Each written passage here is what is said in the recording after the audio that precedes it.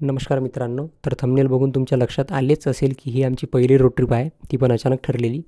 तर हा आहे नांदेड-पातूर रोड. याच मार्गे आम्ही कोकण कोल्हापूर हा दौरा केलेला आहे. आमचा पहिला स्टॉप जो होता तो इथे होता, जिथे आम्ही चहा वगैरे घेतला आणि सोबत आलूचे पराठे जगूदादाने आणले होते, ते सुद्धा आम्ही इथं खाल्ले.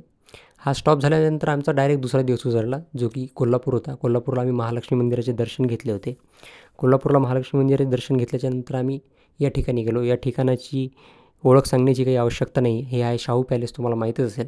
शाहू पॅलेस इथे आम्ही बराच वेळ फिरलो. त्यानंतर आम्ही या ठिकाणी गेलो. हा आहे कण्हेरी मठ. इथे तुम्हाला ग्रामीण जीवनशैलीचे मूर्तिमंत नमुने पाहायला मिळतील. थोडक्यात जुन्या भारत देशाची एक वेळ भेट देण्यासारखे हे ठिकाण आहे कण्हेरी मठ. तुम्ही जर कोल्हापूरला गेले तर इथे नक्की भेट द्या. त्याच दिवशी दुपारी आम्ही कोकणात जाण्यासाठी निघालो होतो. हा आहे सुप्रसिद्ध असा आंबोली घाट. या घाटातून गाडी चालवण्याची खूप खूप मजा येते. या घाटातून जवळच एक हिरण्यकेशी मंदिरसुद्धा आहे. तसेच या घाटात एक सुप्रसिद्ध असा आंबोलीचा धबधबासुद्धा आहे. तिथे खूप गर्दी असते, त्यामुळे तिथला व्हिडिओ वगैरे आम्ही काही घेतला नाही. इथे आम्ही चहा वगैरे घेतला आणि हे मका वगैरे खाल्ला. खूप पाऊस होता, त्यामुळं आम्हाला खूप छान असा अनुभव आला होता. या मंदिराची माहिती तुम्हाला मोहितदादा देईल. नमस्कार.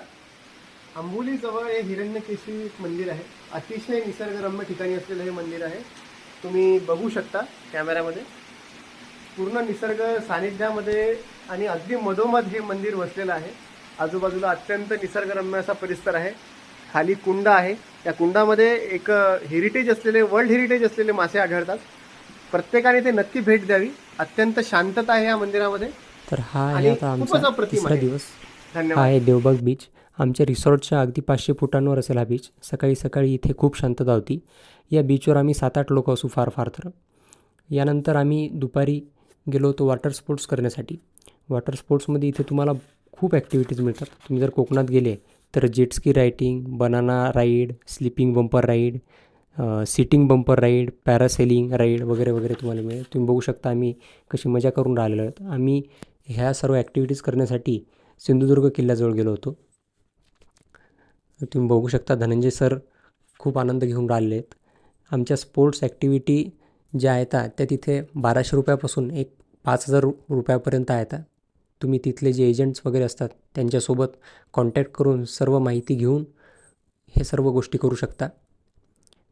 इथे खूप गर्दी होती. तुम्ही बघू शकता इथे आम्हाला एक खूप बारीक खेकडा असा सापडला होता. अतिशय दुर्मिळ असा होता. त्यानंतर धनंजय सरांनी पॅरासेलिंगचा एक आनंद घेतला. पॅरासेलिंग एक मनोरंजक जलक्रीडा आहे, जिथे तुम्ही पॅराशूटला दोरीने जोडून बोटीच्या सहाय्याने हवेत उडता. या क्रियेत व्यक्तीला पॅराशूटला जोडून बोटीने ओढले जाते आणि व्यक्ती हवेत उंचावर जातो. त्यामुळे सुंदर दृश्य आणि अनुभव मिळतात. पॅरासेलिंगविषयी तुम्हाला अधिक माहिती तिथले सर्व लोक देतीलच, ज्यांच्याकडून तुम्ही ते करून घेतात. हा त्याच दिवशी संध्याकाळी आम्ही तारकर्ली बीच गेलो होतो. या बीचचे वैशिष्ट्य म्हणजे या भागातला हा सर्वात सुंदर आणि सर्वात स्वच्छ असा बीच आहे. इथे कचरा नाही, इथे कुत्रे नाहीत, इथे माणसांची गर्दीसुद्धा कमी असते. या बीचसारखा बीच त्या भागात दुसरा नाही आहे. देवबागचा जो बीच आहे त्यापेक्षाही सुंदर असा हा बीच आहे. अशा प्रकारे आमची ही ट्रिप पूर्ण झाली. जास्त व्हिडिओ आम्हाला घेता नाही आले, कारण ही आमची पहिलीच वेळ होती. पण यानंतरच्या रोड ट्रिपमध्ये आम्ही बरेच व्हिडिओ घेऊ. या व्हिडिओच्या शेवटी काही फोटो अपलोड करीत आहे. तुम्हाला व्हिडिओ आणि फोटो दोन्ही आवडले असतील अशी अपेक्षा ठेवतो. व्हिडिओ नवीन असल्यामुळे बनवायला थोडं कठीण जात आहे. तरी येणाऱ्या सर्व व्हिडिओ बघण्यासाठी कमेंट, लाईक, शेअर, सबस्क्राईब जे काय असते ते सर्व करा. धन्यवाद. शेवटी आम्ही कोकम शरबत घेऊन हा ट्रिप संपवली.